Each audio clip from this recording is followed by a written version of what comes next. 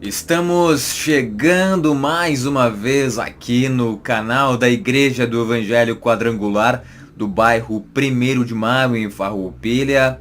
Chegamos agora para falar então da sexta igreja de Apocalipse. Estamos chegando no final dessa série abençoadíssima. E agora então, nessa semana, a gente vai explicar, vai conversar, vai falar um pouquinho sobre a igreja de Filadélfia. De todas as igrejas, Filadélfia e Esmirna foram as únicas que receberam somente elogios e exortações, não receberam nenhuma crítica sobre Jesus, sobre as suas práticas, as suas atitudes, ok?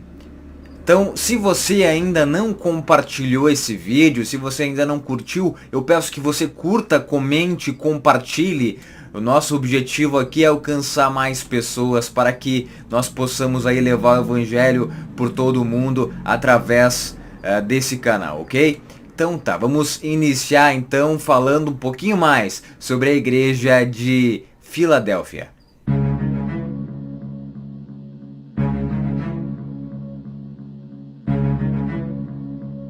Pessoal, aqui Jesus, a partir do capítulo 3, do versículo número 7, ele começa a sua fala em direção à igreja de Filadélfia. Então ele inicia falando o seguinte: estas coisas diz o santo, o verdadeiro, aquele que tem a chave de Davi, que abre e ninguém fechará, e que fecha e ninguém abrirá. Jesus começa falando sobre a sua identidade de filho de Deus.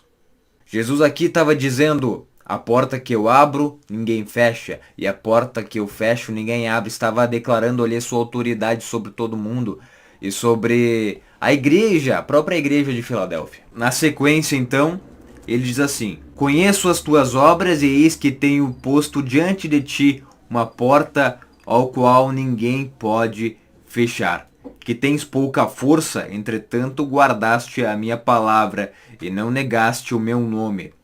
Filadélfia era uma igreja que tinha a porta aberta da evangelização. Filadélfia era uma cidade que era portuária.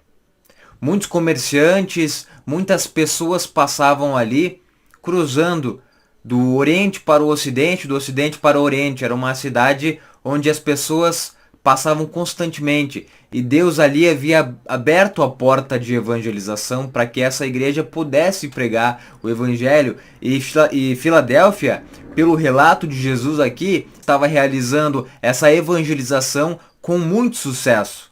Ela não negou o nome de Jesus. Logo na sequência, então, Jesus vai complementando. Ele diz assim: eis farei que alguns dos que são da sinagoga de Satanás, desses a que a si mesmos se declaram judeus e não são, eis que os farei vir e prostrar-se aos seus pés, e conhecer que eu te amei. Então aqui Jesus estava dizendo, tem umas pessoas aí, que mais especificamente têm se declarado judeus, que têm se colocado contra a palavra de Deus, contra os cristãos, e que têm declarado que essa doutrina, a doutrina cristã, era heresia. Esses caras aí eu vou colocar para reconhecer, eu vou fazer com que eles reconheçam que eu te amei, que eu conheci o teu nome. A perseguição contra a igreja de Filadélfia era muito grande. Filadélfia não estava negando o nome de Jesus, estava firme, estava cumprindo o seu propósito. E a partir desse momento, as pessoas que se colocavam contra, porque sabia que o trabalho de Filadélfia era um trabalho fiel a Deus e que eles estavam obtendo esse sucesso. Em Mateus capítulo 18, versículo número 3, por exemplo, Jesus vai dizer ali para os seus discípulos que é fundamental que as pessoas se convertam e sejam como crianças. Somente dessa forma elas entrarão no reino dos céus. Ali naquele capítulo, Jesus estava reconhecendo a autenticidade das crianças em relação ao reino de Deus, estava aconselhando os seus discípulos, as pessoas que estavam ouvindo o seu discurso ali, a serem como crianças. Nós cristãos temos que ser como crianças diante de Deus, e é exatamente isso que Filadélfia fazia. Filadélfia era como uma criança totalmente dependente do pai. E isso agradava os olhos de Deus, agradava tanto que ao longo de toda a carta à igreja de Filadélfia, Jesus vai enumerando ali as principais características e as coisas que ele mais gostava nessa igreja e que fazia ele encher os olhos. E aqui Jesus vai dizer o seguinte: porque guardaste a palavra da minha perseverança, também eu te guardarei da hora da provação, que há de vir sobre o mundo inteiro, para experimentar os que habitam sobre a terra.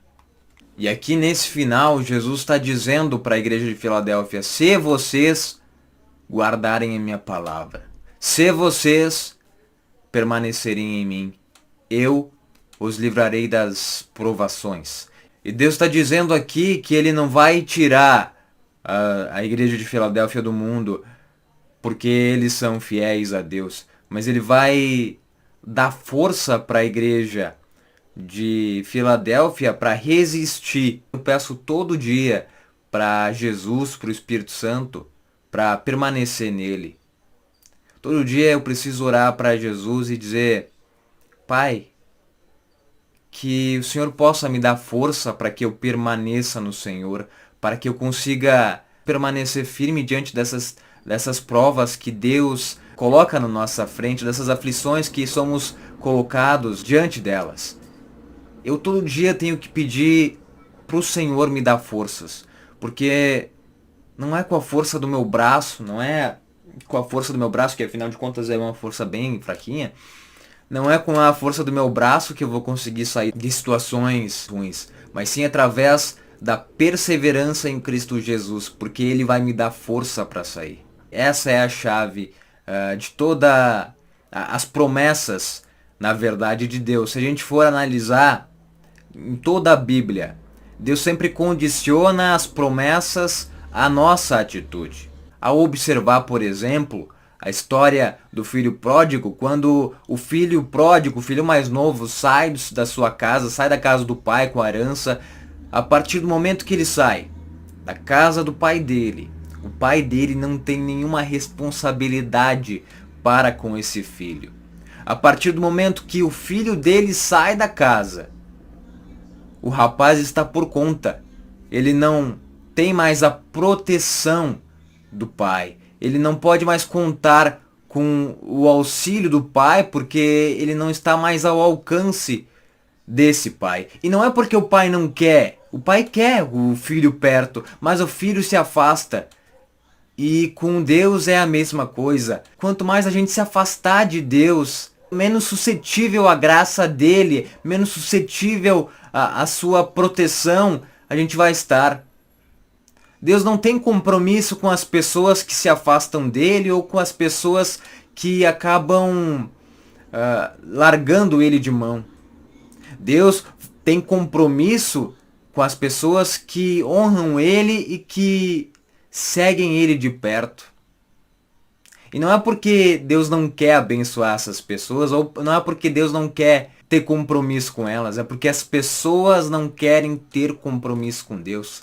Aí vai do livre-arbítrio de cada ser humano em escolher estar perto ou longe de Deus. Deus não tem filho preferido, como já dizia um ditado popular aí evangélico. Deus não tem filho preferido, Deus tem os filhos que estão mais próximo dele.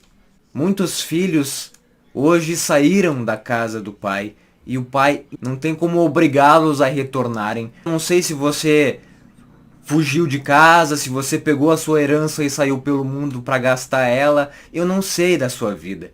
Mas o que eu sei é que se você olhar para trás e ver que o pai ainda te espera e decidir voltar para casa, ele vai estar esperando o seu retorno. E quando ele vê você voltar, pode ter certeza, ele vai ao teu encontro e a partir daí você estará novamente debaixo dos cuidados do Pai. Permanecer é isso, é permanecer firme e fiel em um relacionamento com Deus. É permanecer na sua palavra, é obedecer às coisas que Deus diz, Aqui na sequência, Jesus vai dizer então para a igreja de Filadélfia: quem tem ouvidos, ouça o que o Espírito de Deus diz às igrejas. E aqui o ouça no original quer dizer prestar atenção, obedecer. É justamente sobre isso, é sobre obedecer. Não é sobre sacrificar, não é sobre dar aquilo que está ao meu alcance. É sobre dar tudo, obedecer, dar atenção, se voltar com toda a força e com todo o teu entendimento para Deus. A igreja de Filadélfia foi uma igreja extremamente abençoada. Foi uma igreja que permaneceu. Por isso, permaneça em Cristo. Siga o exemplo da igreja de Filadélfia aqui. Porque aqui, para Filadélfia e para você, Jesus está dizendo: se você permanecer em mim, se você guardar a minha palavra, eu estarei com você. Jesus.